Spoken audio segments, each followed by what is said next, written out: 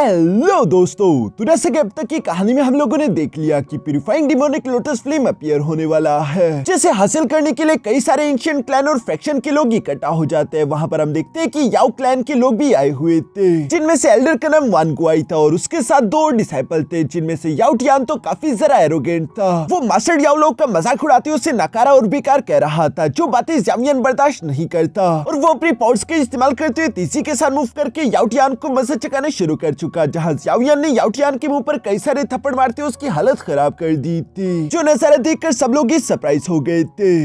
अब आगे तो नेक्स्ट एपिसोड की शुरुआत यहाँ पर बिल्कुल उसी सीन से शुरू होती है, जहाँ पर हम देखते हैं कि याओ टियान उल्टे मुंह जमीन पर पड़ा हुआ था और सब लोग उसे देखकर आपस में बातें कर रहे थे। जहाँ लोग आपस में बातें करते हुए कह रहे थे कि याओ टियान तो कुछ ज्यादा ही फजूल में बड़ा बन रहा था, इसकी एंट्री तो अच्छी थी लेकिन देखो इतने सारे थप्पड़ खाकर जमीन पर पड़ा हुआ है। इवन कि जिया भी उसका मजाक उड़ाते हुए कह रही थी कि ये तो वाकई में बेकार इंसान है। ज़ावियन तो ने इसके साथ बिल्कुल सही किया। याओ टियान की बहन याओलिंग भी ये सब देख रही थी। तभी अचानक हम देखते हैं कि याओ टियान एक बार फिर से अपने पैरों पर खड़ा हो गया, जहाँ वो गुस्से के साथ पलटते हुए ज़ावियन की तरफ देखकर कहता है, क्या तुम्हारी हिम्मत कैसे हुई मुझे इस तरह से थप्पड़ मारकर सब लोगों के सामने बदनाम करने की? मैं तुम्हें इसके लिए माफ नहीं करूंगा। ज़ावियन तो उसकी धमकी सुनकर भी मुस्कुरा रहा था। तभी अचानक याओ टियान फिर से जंप करते हुए हवा में आकर यहाँ पर गुस्से के साथ अपनी पावर्स एक्टिवेट करते हुए कहता है कि तुमने मेरी काफी बेइज्जती की है। अगर ये बात यहाँ से बाहर निकल गई तो आखिर मैं अपने क्लैन में क्या मुंह दिखाऊंगा। और इसी तरह से हम देखते हैं कि वो ज़ावियन पर हमला करने के लिए अपने हेवनली फ्लेम की पावर्स एक्टिवेट करने लगा, जहाँ पर हम देखते हैं कि याओ टियान की हेवनली फ्लेम एक बड़े से टर्टल फॉर्म में थी, जो कि दिखने में काफी ज्यादा टेरिफाइंग लग रही है। सब लोग ये नजारा देखकर सरप्राइज रह गए थे, लेकिन सामने की तरफ मौजूद ज़ावियन ये देखकर मुस्कुराते हुए कहता है, ये तो हेवनली फ्लेम रैंक लिस्ट में आने वाली 13 रैंक की स्पिरिट सबडूइंग फ्लेम है। याओ टियान उसकी बात सुनकर सोच रहा था कि शायद ज़ावियन डर गया और वो फिर से अपनी हेवनली फ्लेम का इस्तेमाल करते हुए ज़ावियन पर हमला करते हुए कहता है कि मरने के लिए तैयार हो जा। ये सुनकर सामने की तरफ मौजूद ज़ावियन भी अपने हाथ को हवा में उठाते हुए कहता है कि मैंने एक्सपेक्ट नहीं किया था किस तरह की फ्लेम तुम्हारे हाथों में आ सकी है। जो बोलती ज़ावियन भी काफी कूल तरीके से फिर अपने heavenly lotus heart burning flame की पावर एक्टिवेट कर चुका, जो कि दिखने में काफी सारे टेरिफाइंग दिखाई दे रही थी। और ज़ावियन कहता है कि असली फ्लेम को कैसे इस्तेमाल करते हैं मैं तुम्हें सिखाता हूँ। जो बोलते हुए ज़ावियन ने अपने फ्लेम ड्रैगन को सामने की तरफ भेज दिया और हम देखते हैं कि वो ड्रैगन अपने मुंह को खोलते हुए यहाँ पर सामने की तरफ जो स्पिरिट सबडूइंग फ्लेम के अटैक को पूरी तरीके से निकल कर ब्लॉक कर देता है। जो करने के बाद ज़ावियन का फ्लेम ड्रैगन काफी तेजी के साथ सामने की तरफ मौजूद उस फ्लेम टर्टल पर भी हमले करता है। ये देखकर तो याओ टियान शॉक हो गया था, क्योंकि उसका फ्लेम टर्टल एक बहुत ही बड़ा ब्लास्ट कर चुका, जिसके इफेक्ट के कारण याओ टियान भी उड़ते हुए जख्मी होकर नीचे की तरफ गिरने वाला था। तभी अचानक उसकी सिस्टर तेजी से मूव करते उसे बचा लेती है, जबकि ज़ावियन के फ्लेम ड्रैगन को तो कुछ भी नहीं हुआ था। वो वापस से लौटते हुए अपने मालिक के पास आ जाता है, जहाँ पर हम देखते हैं कि ज़ावियन ने अपने फ्लेम ड्रैगन को वापस से अपने पास रख लिया। चूंकि ज़ावियन इस जंग को जीत चुका था, इसलिए वो अपनी पावर्स को डीएक्टिवेट करते हुए यहाँ याओ टियान से कहता है कि इन मामूली स्किल्स के साथ तुम इस तरह की बकवास कर रहे थे। इन स्किल्स पर उछलते हुए तुमने मेरे मास्टर की बेइज्जती की। लगता है कि तुम खुद को कुछ ज्यादा ही ओवर एस्टिमेट कर रहे थे। अब तुम्हें तुम्हारी औकात मालूम हो चुकी होगी। याओ टियान तो कुछ भी कहने की काबिल नहीं बचा था। याओलिंग ये अपने एल्डर से कहती है कि एल्डर अब हम क्या करें। याओ टियान की ऐसी हालत देखकर वान गुआई को भी काफी ज्यादा गुस्सा आ गया। वो फिर से अपने स्टाफ को बाहर समन करते हुए कहता है कि ज़ावियन लगता है कि तुम मरना चाहते हो। जो बोलती वो अपने स्टाफ की पावर का इस्तेमाल करते हुए हवा में एक बहुत बड़ा क्ला हैंड पंच तैयार कर लेता है और वो इसी का इस्तेमाल करते हुए ज़ावियन पर हमला करने लगा। जिस अटैक को अपनी तरफ आता हुआ देखकर ज़ावियन तो अपनी जगह से मूव तक नहीं करता, बल्कि हम देखते हैं कि वो अटैक इससे पहले कि ज़ावियन से टकरा पाता। तभी अचानक जिया फिर से ज़ावियन के सामने आते हुए अपनी एक ही टांग से उस अटैक को ब्लॉक कर चुकी थी, जिससे तो वान गुआई के होश भी उड़ा दिए। साथ ही साथ हम देखते हैं कि जिया उस अटैक को एक जोरदार पंच के साथ डिस्ट्रॉय कर देती है। इवन कि जिया का अटैक यहाँ पर इतना सारा पावरफुल था कि वान गुआई को खुद को और अपने साथियों को बचाने के लिए अपने सामने एक बैरियर क्रिएट करना पड़ा। उसे यकीन नहीं आ रहा था कि ज़ावियन के साथी इतने सारा पावरफुल भी हो सकते हैं। दूसरी तरफ हम देखते हैं कि ज़ावियन के बाकी के साथी भी मूव करते हुए तेजी के साथ ज़ावियन के साथ आकर खड़े हो गए। जिया तो यहाँ पर फ्लेक्स करते हुए वान गुआई को ताना मारते हुए कह रही थी कि इस बुढ़ाऊ को पता नहीं कि इसे कब रुकना चाहिए। जिस पर ज़ावियन भी वान गुआई से कहता है कि अपने लिए ये बेइज्जती तुमने खुद चूज की है। ये सुनकर तो वान गुआई को और भी जरा गुस्सा आ गया। इससे पहले कि वो ज़ावियन को यहाँ पर कुछ भी कह पाता, तब ये अचानक हम देखते हैं कि जुनीर और उसका एल्डर तेजी के साथ मूव करते हुए सामने की तरफ आ गए, जहाँ जुनीर वान गुआई से कहने लगी थी कि ज़ावियन और याओ टियान दोनों ही जूनियर्स है और ज़ावियन ने अपनी स्ट्रेंथ का इस्तेमाल करते हुए याओ टियान को हराया है। अब जैसे एक बड़े से एल्डर को इस तरह से जूनियर्स के मामलों में टांग नहीं अड़ाना चाहिए, ये आपके स्टेटस के लिए बिल्कुल भी ठीक नहीं। जिस पर वान गुआई कहता है कि तुम गू क्लैन वाले अब दूसरों के मामलों में भी टांग अड़ाओगे। जिस पर एल्डर नानहाई भी गुस्सा करते हुए अपने पावर्स को एक्टिवेट करते हुए कहता है कि वान गुआई सुनीर सिर्फ फैक्ट्स की बात कर रही है, इस तरह से बदतमीज होने की कोई जरूरत नहीं। वान गुआई के पास कहने के लिए कुछ नहीं बचा था, इसलिए वो खामोश होते हुए कहता है कि अच्छा ठीक है, लेकिन ज़ामियान और याओ लाओ ये मत सोचना कि तुम दोनों इस तरह से हमें बेइज्जत करके खुद को बचा सकते हो। हमारा याओ क्लैन बेशक दूसरों के मामलों में टांग नहीं अड़ाता, लेकिन कोई अगर हमसे पंगा करे तो हम उसे सबक सिखाकर ही रहते हैं। कोई भी हमें बेइज्जत नहीं कर सकता। तुम्हारे इतनी मामूली स्किल्स के साथ तुम दोनों एक दिन मरोगे। ये सारी बातें सुनते हुए मास्टर याओ भी फोन से सामने की तरफ आकर कहता है कि वान गुआई याओ क्लैन में तुम्हारे पास पावरफुल पोजीशन है, इससे ज्यादा याओ क्लैन के लिए और बड़ी बेइज्जती वाली बात क्या हो सकती है। याओ क्लैन बेशक मेरा असली घर है और चूंकि मेरी लिनियज वहीं से बिलोंग करती है, इसलिए एक दिन मैं अपने पेरेंट्स का नाम हमारे क्लैन के मोनुमेंट पर जरूर लिखूंगा। शायद यही वो रीजन है जिसकी वजह से पास में मास्टर याओ को निकाल दिया गया था। यहाँ पर हम देखते हैं कि वान गुआई हंसते हुए कहता है कि याओ तुम्हारे पेरेंट्स भी तुम्हारी तरह नकारा और मीडियोकर इंसान थे। इस तरह के मीडियोकर लोगों का नाम हमारे क्लैन मोनुमेंट पर नहीं आना चाहिए। इवन कि तुम भी तुम्हारे यूजलेस पेरेंट्स की तरह ये डिजर्व नहीं करते कि तुम्हारा नाम हमारे क्लैन के मोनुमेंट पर कभी भी लिखा जाए। जो सब सुनकर तो ज़ामियान को काफी जरा गुस्सा आ गया था। वो फिर से सामने की तरफ आते हुए कहता है कि कमीने इंसान, अपनी हद को पार मत करो। ये मत सोचो कि मैं तुम्हें आज ही निपटा नहीं सकता। अगर मुझे गुस्सा आया तो मैं तुम्हें अभी ही जान से मार डालूंगा। ये कहती ज़ामियान गुस्से के सारे कदम लेता है, जिसकी वजह से स्पेस में क्रैक्स पड़ गए थे। वान गुआई भी ये सब देख रहा था, पर तभी अचानक हम देखते हैं कि नीचे की तरफ से प्यूरिफाइंग डिमोनिक लोटस फ्लेम ने भी यहाँ पर सील को ब्रेक कर दिया और वो फ्लेम बाहर की तरफ आ रही थी। उसके अंडरवर्ल्ड स्पेस का सील चूंकि ब्रेक हो चुका है, इसलिए सब लोग ये देखकर खुश होते हुए नीचे की तरफ जाने लगे थे। ज़ामियान तो अभी भी गुस्से में था और वो अपने मास्टर याओ का बदला लेने के लिए आगे की तरफ बढ़ने वाला था, लेकिन तभी अचानक मास्टर याओ उसे रोकते हुए कहता है कि पहला काम ज्यादा जरूरी यह है कि हमें प्यूरिफाइंग डिमोनिक लोटस फ्लेम को हासिल करना होगा। वान गुआई भी बिल्कुल ऐसे ही सोच रहा था और वो अपने साथियों को लेकर फिर से नीचे की तरफ चला गया। दूसरी तरफ ज़ामियान यहाँ पर मास्टर याओ से कहता है कि एक दिन मैं आपके साथ याओ क्लैन जाऊंगा और आपकी यहाँ पर जितनी भी बेइज्जती की गई है, आपका ये डिसाइपल आपकी आंखों के सामने सारा बदला लेगा। जिस पर मास्टर याओ भी हमें सर हिलाता है। इसके बाद हम देखते हैं कि ज़ामियान अपने बाकी के साथियों से भी कहता है कि चलो हमें नीचे जाना होगा और ये सब लोग प्यूरिफाइंग डिमोनिक लोटस फ्लेम के स्पेस में जाने लगे। जो जगह दिखने में काफी जरा अजीब थी, जैसे जलकर राख हो चुकी हो। चारों तरफ आग और लावा थी। ज़ामियान वहाँ की गर्मी को बर्दाश्त करते हुए कह रहा था कि ये गर्मी बहुत ही ज्यादा टेरिफाइंग है। ज़ामियान अभी इस बारे में सुनीर से बात करना चाहता था, लेकिन जब वो पलट कर देखता है तो वहाँ पर तो कोई भी नहीं, यानी कि टेलीपोर्टेशन के बाद ज़ामियान अपने दोस्तों से अलग हो चुका है। ज़ामियान को समझ आ गया था कि टेलीपोर्टेशन की वजह से उसके बाकी के दोस्त भी एक दूसरे से अलग हो चुके होंगे। पहले मुझे यहाँ से जल्दी से निकलना होगा ताकि मैं उन्हें ढूंढ सकूं। ज़ामियान ये सोचते हुए अभी आगे की तरफ बढ़ने ही वाला था, पर तभी अचानक वहाँ पर हॉल ऑफ सोल की थोड़ी सी एनर्जी फ्लो करते हुए फिर से ज़ामियान के सामने आ गई। जो एनर्जी ज़ामियान पर हमला कर रही थी, लेकिन वो तेजी से साइड पर हटते उसे डॉज कर लेता है और हमें देखने को मिलता है कि असल में वो एनर्जी कोई और नहीं बल्कि हुनमे शेंग है। और वो यहाँ पर अकेले नहीं था, बल्कि उसके साथ साथ हॉल ऑफ सोल का डिप्टी लीडर और साथ ही साथ हुनफेंग भी मौजूद था, जो कि दोनों ही ज़ामियान के पीछे आकर उसे हर तरफ से घेर चुके। यहाँ हुनमे शेंग ज़ामियान से कहता है कि मैंने तो सोचा था कि मैं तुम्हें अपने साथ हॉल ऑफ सोल लेकर जाऊंगा, उसके बाद मैं तुमसे निपटूंगा, लेकिन खैर यहाँ पर भी हमारी मुलाकात हो चुकी है। इसकी वजह से मेरा काफी टाइम और एनर्जी बची है। ज़ामियान उसकी बातें सुनकर सवाल करते हुए पूछता है कि आखिर तुम क्या करने की सोच रहे हो। इस पर हुनमे शेंग कहता है कि जरा घबराओ मत, बस मैं तुमसे सिर्फ बात ही तो करना चाहता हूँ। कहीं तुम भूल तो नहीं गए कि तुम्हारा एक खास बंदा अभी भी मेरे पास है। चलो तुम खुद ही उससे देख लो, शायद तुम उसे पहचान लो। और ये कहती है हुनमे शेंग अपनी पावर्स का इस्तेमाल करते हुए हवा में एक पोर्टल ओपन कर देता है, जिसके दूसरी तरफ ज़ामियान देखता है कि उसका फादर चेन्स में लटका हुआ है और उनकी हालत काफी जरा खराब थी। ये देखकर ज़ामियान अपने फादर का नाम चिल्लाता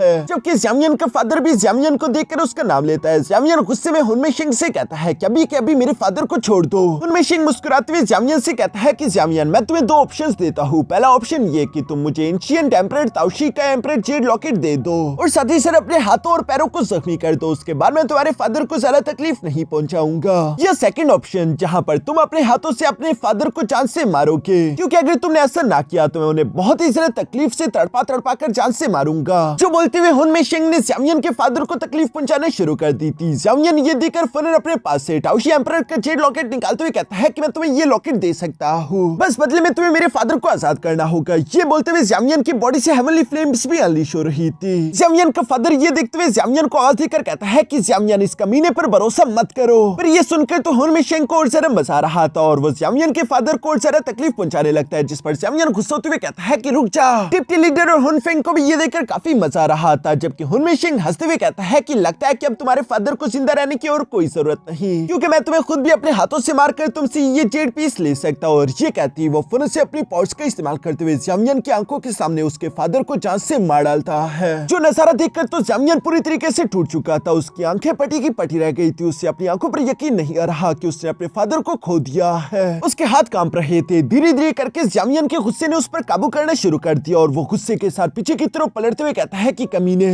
मैं तुम्हें जान से मार डालूंगा। ज़ामियन की हमली फ्लेम्स भी इतनी खतरनाक तरीके से अनलीश हो रही थी कि ज़ामियन की बॉडी के अंदर क्रैक्स पड़ने लगे। ये बोलते हुए टेरिफाइंग ज़ामियन अपनी फुल स्ट्रेंथ से तेजी के साथ मूव करते हुए हुन मेशेंग पर हमला करने के लिए पहुंच गया था। पर इससे पहले कि ज़ामियन यहाँ पर हुन मेशेंग को पंच कर पाता, उसकी बॉडी के अंदर मौजूद हेमली फ्लेम उसके दिल तक पहुंचने लगी थी और उसका बुद्धि हार्ट अचानक से एक्टिवेट हो गया, जो कि अपनी एनर्जी अनलीश करते हुए यहाँ पर एक बहुत बड़ा ब्लास्ट कर देता है। आसपास की हर एक चीज चकनाचूर हो गई और ज़ामियन को जानने को मिलता है कि वो सिर्फ एक इल्यूशन था जिसमें ज़ामियन फंस चुका था। यहाँ का ये इल्यूशन हर एक इंसान को उसकी कमजोर कड़ी दिखाता है, यानी कि वो चीज जिससे वो सबसे ज्यादा प्यार करता हो, वो चीज जिसे इस वक्त उससे सबसे ज्यादा खोने का डर हो, जैसे कि ज़ामियन को अपने फादर का था। ज़ामियन यहाँ पर अपने फादर को याद करते हुए कह रहा था कि फिक्र ना करे फादर, मैं आपको बचाने के लिए जरूर आऊंगा।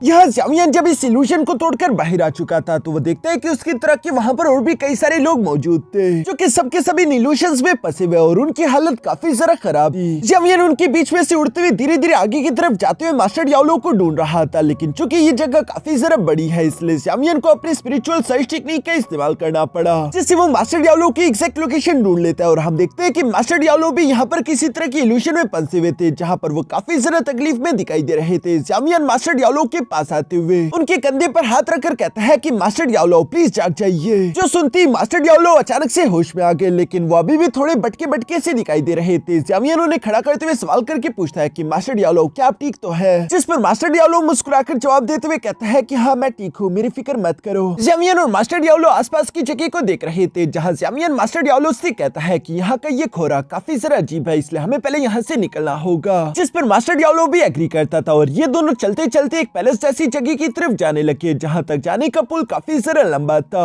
रास्ते में चलते चलते अचानक से मास्टर याओलो ने कुछ लोगों को अपने पीछे महसूस किया और वो जब पलट कर देखते हैं तो उन्हें जानने को मिलता है कि ये सबके सब तो उनके दोस्त थे। जहाँ सुनीर भी ज़ामियन को देखकर काफी जरा खुश होते हुए से आगे की तरफ बढ़ने लगी। ज़ामियन भी अभी उसकी तरफ जाने वाला था, लेकिन मास्टर याओलो उसे रोकते हुए कहता है कि ज़ामियन जरा संभल कर, ये इल्यूशन भी हो सकता है, इल्यूशंस का ध्यान रखना। जो सुनकर ज़ामियन अब थोड़ा सा चौकन्ना होते हुए आगे की तरफ जाता है और वो सुनीर की आंखों में देखने लगा, जहाँ उसे सुनीर की आंखों में मौजूद प्यार दिखाई देता है और वो उसकी आंखें देखते ही समझ गया था कि ये इल्यूशन नहीं है। वो मुस्कुराते हुए सुनीर की आंखों में देखकर कहता है कि ये इल्यूशन नहीं हो सकता, जिस पर जिया कहती है कि लो ये दोनों फिर से शुरू हो गए। इवन की ब्रदर किंग यांग भी यहाँ पर कहने लगा कि लो फिर से इन्होंने हमें इग्नोर करना शुरू कर दिया। ज़ामियन उनकी बात सुनकर सवाल करते हुए पूछता है कि बाकी के तुम सब ठीक तो हो ना? जिस पर वो जवाब देते हुए कहती है कि हाँ हम ठीक है। जिया बताती है कि मैंने एक्सपेक्ट नहीं किया था कि प्यूरिफाइंग डिमोनिक लोटस फ्लेम इस तरह का नाइटमेयर हेवन फोक भी रिलीज कर सकी है। ये सुनकर तो ज़ामियन हैरान हो गया, क्योंकि ज़ामियन ने पहली बार इस नाइटमेयर्स हेवन फोक के बारे में सुना था। इस पर मास्टर ननहाई बताता है कि असल में प्यूरिफाइंग डिमोनिक लोटस फ्लेम का जो पिछला ऑनर था उसकी ये ओरिजिनल स्किल हुआ करती थी, जिसे नाइटमेयर हेवंस फॉग कहा जाता था।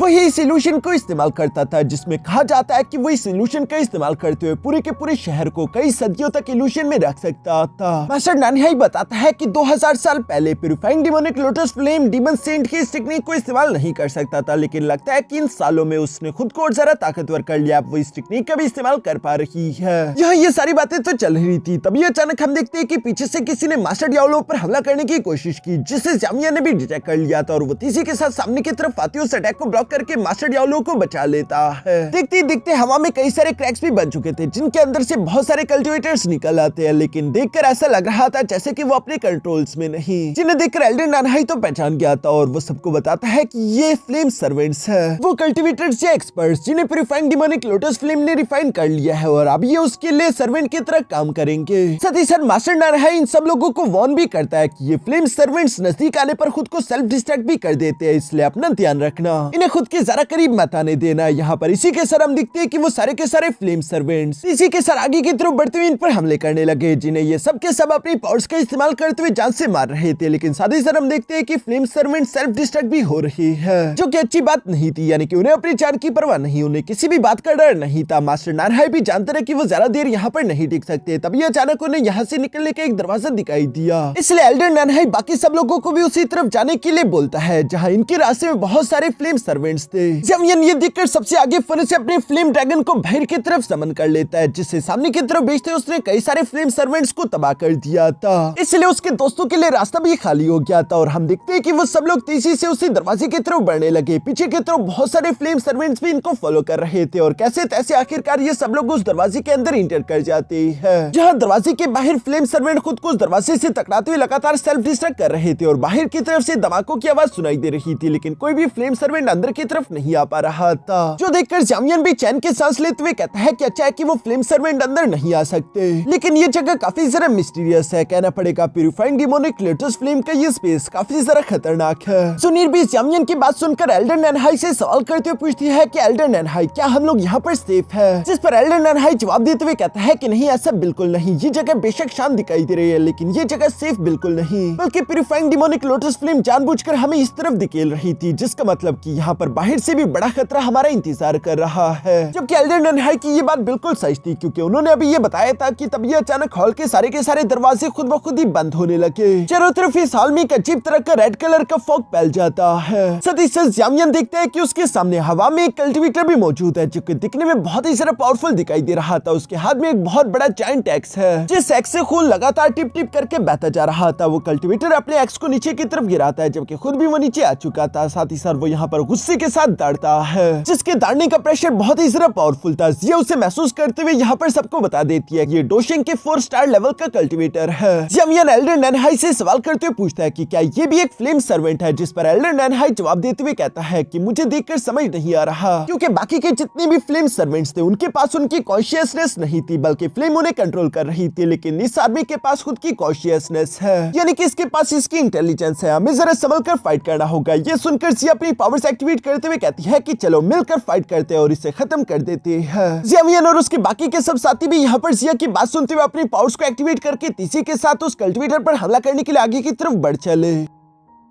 जहाँ पर हम देखते हैं कि वो सामने का कल्टीवेटर भी कुछ कम नहीं था। वो सिर्फ एक ही एक्स अटैक से इन सब लोगों को पीछे की तरफ धकेल चुका और गुस्से के साथ ज़ावियन पर हमला करने के लिए जंप कर देता है। जहाँ वो ज़ावियन पर बार बार हमले कर रहा था, ज़िया ज़ावियन को बचाने के लिए फौरन से बीच में कूद पड़ी, जहाँ एल्डर नानहाई और साथ ही साथ ब्रदर किंग यांग भी उसकी मदद कर रहे थे। और हम देखते हैं कि ये सब लोगों से हिट करते हुए पीछे की तरफ धकेल चुके। तभी अचानक फ्लेम सर्वेंट मुस्कुराता है और वो मुस्कुराते साथ ही दोबारा से हवा में जंप करके अपने एक्स के अंदर कुछ एनर्जी इकट्ठा करते हुए पहले अकेली ब्रदर किंग यांग पर हमला कर चुका, जिस अटैक को वो डॉश नहीं कर पाता और वो इसे इंजर्ड होते हुए नीचे की तरफ जा गिरा, जो देखकर सुनीर उसके लिए परेशान हो गई थी। दूसरी तरफ ज़ावियन अपने साथियों से कहता है कि अकेले इसे उलझने की कोशिश मत करो, हमें मिलकर इससे फाइट करनी होगी। मास्टर हुएयोन तो इस बात को समझ नहीं पाता, बल्कि वो अपनी फ्लेम्स की पावर को एक्टिवेट करते हुए कह रहा था कि अभी मैं इसे जलाकर राख करता हूँ, लेकिन ये तो उसकी सिर्फ गलतफहमी थी, क्योंकि हम देखते हैं कि वो कल्टीवेटर बहुत ही तेजी के साथ मूव करता है। फौरन से मास्टर हुएयोन का हाथ पकड़ लेता है, जहाँ वो उसे घुमाकर तेजी के साथ पीछे की तरफ फेंक चुका। साथ ही अगले लम्हे हम देखते हैं कि वो कल्टीवेटर मास्टर हुएयोन के पीछे भी आ चुका था, जहां पर वो अपने एक्स का इस्तेमाल करते हुए मास्टर हुएयोन को चांस से मारने वाला था, लेकिन लास्ट मोमेंट पर मास्टर हुएयोन ने अपनी फ्लेम शील्ड एक्टिवेट कर दी, जो कि वैसे तो काफी ज्यादा स्ट्रॉन्ग थी। लेकिन हम देखते हैं कि वो कल्टीवेटर अपने एक्स का इस्तेमाल करते हुए मास्टर हुएयोन की शील्ड को बीच में से काट देता है, जिसकी वजह से मास्टर हुएयोन उड़ते हुए पीछे की तरफ जा गिरे, जहां वो खुद को संभालते हुए हैरान होकर कहते हैं कि इसका एक्स आखिर मेरी फ्लेम शील्ड को कैसे काट सकता है। दूसरी तरफ हम देखते हैं कि वो कल्टीवेटर भी रुकने वाला नहीं था, बल्कि वो दोबारा से मास्टर हुएयोन पर हमला करने के लिए बढ़ने ही वाला था, लेकिन तभी अचानक मास्टर डियाब्लो फौरन से वहां पर आते हुए मास्टर हुएयोन को पकड़कर अपने साथ बचाते हुए ले जाता है, जो देखकर वो कल्टीवेटर अभी मास्टर डियाब्लो के पीछे जाने वाला था, लेकिन तभी अचानक ज़ावियन उस पर हमला करते हुए उसका रास्ता ब्लॉक कर देता है और ज़ावियन यहाँ उस कल्टीवेटर को किक करने वाला था, लेकिन वो कल्टीवेटर आसानी के साथ ज़ावियन को पैर से पकड़ते हुए घुमाकर नीचे की तरफ पटक चुका। ज़ावियन नीचे आते ही खुद को संभाल लेता है। यहाँ वो कल्टीवेटर बार बार ज़ावियन पर हमला करने की कोशिश करने लगा, जहाँ पर हम देखते हैं कि सुनीर अपनी फ्लेम की पावर का इस्तेमाल करते हुए कई सारी तितलियों से उस कल्टीवेटर को घेर देती है, जिस पर उस कल्टीवेटर को काफी ज्यादा गुस्सा आ गया था और वो अपने एक्स का इस्तेमाल करते हुए पावरफुल स्लैश अटैक सुनीर की तरफ चल चुका।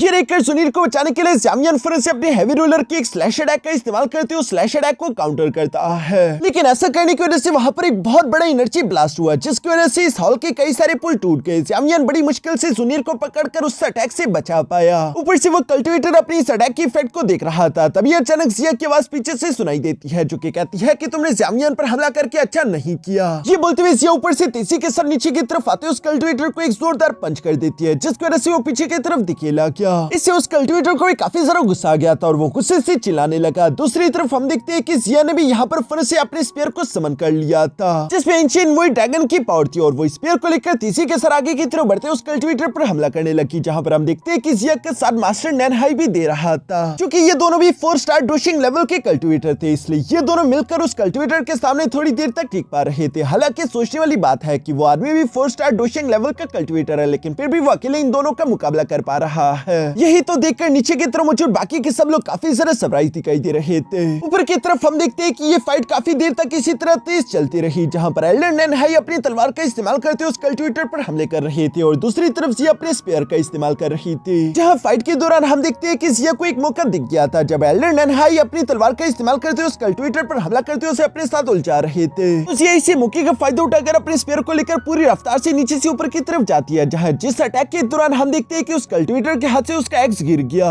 साथ ही साथ उस कल्टिवेटर का कंधा भी इंजर्ड हो चुका था, जो देखकर मास्टर नैनहाई फनस से उस एक्स को पकड़कर नीचे की तरफ उसे दूर थ्रो कर देते हैं, जो देखकर तो जामियन भी खुश होते हुए कहता है कि यही मौका है और उसने फिर से अपनी great creation heavenly palm technique को क्रिएट करना शुरू कर दिया था, ताकि वो ब्लैक होल के अंदर उस आदमी को खींचकर उसे जान से मार सके। जहां पर हम देखते हैं कि जामियन के ब्लैक होल की सक्शन पावर काफी ज्यादा खतरनाक थी, लेकिन दूसरी तरफ वो कल्टिवेटर भी बहुत ही ज्यादा ताकतवर था और वो जामियन के ब्लैक होल से दूर जाने की कोशिश कर रहा था। इसलिए जामियन जिया को आवाज देता है, जहां पर हम देखते हैं कि जिया ने फिर से अपने dragon emperor void sphere technique को क्रिएट करके फिर से उस कल्टिवेटर पर हमला बोल दिया। नीचे की तरफ से जिया की मदद करते हुए एल्डर नैनहाई भी फिर से अपने हेवन एनहाइलेशन सील टेक्निक से उस पर हमला कर देता है। यहाँ पर इन तीनों की ये टेरिफाइंग अटैक जैसे उस कल्टिवेटर से टकराए तो हम देखते हैं कि वहाँ पर एक बहुत बड़ा एनर्जी ब्लास्ट हो गया, जिसकी वजह से हाल में काफी ज्यादा तबाही हुई। छत का मलबा टूटकर नीचे की तरफ आ गिरा था, जिसे जामियन अपने सामने देख रहा है। जामियन उस कल्टिवेटर के एक्स की तरफ देखते हुए कह रहा था कि कहना पड़ेगा उस आदमी के अटैक बहुत ही ज्यादा फियर्स थे। ये तो जिया और बाकी सब उसे मिलकर हरा पाए, वरना हम उसका मुकाबला नहीं कर सकते थे। जामियन अब ये सब सोच रहा था, तभी अचानक वो देखता है कि दोबारा से वही रेड कलर का ऑरा इकट्ठा होते उस एक्स के आसपास जाने लगा और इसी से कूल तरीके से दोबारा से वो कल्टिवेटर यहाँ पर इन लोगों के सामने आ जाता है, जो देखकर तो सब लोग ही सरप्राइज हो गए। आखिर ये कैसे हो सकता है? हमने अभी तो इसे जान से मारा, ये दोबारा से हमारे सामने कैसे आ गया? और इसकी बॉडी पर तो कोई खरोच भी नहीं थी, उल्टा ये पहले से ज्यादा ताकतवर दिखाई दे रहा था। जहाँ पर हम देखते हैं कि उस कल्टिवेटर की बॉडी के ऊपर यहाँ अचानक से एक मार्क भी समन हो जाता है, जिसे देखकर तो जामियन सरप्राइज होते हुए कहता है कि आखिर ये कैसे हो सकता है? ये तो हमारे ज़ियाओ क्लैन का मार्क है। ज़ियाओ क्लैन का मार्क उस कल्टिवेटर के माथे पर बना हुआ था। जामियन हैरानगी के साथ सोच रहा था कि आखिर ये कल्टिवेटर है कौन, और यहाँ इसी सीन के साथ हमारा ये एपिसोड यहीं पर खत्म हो जाता है।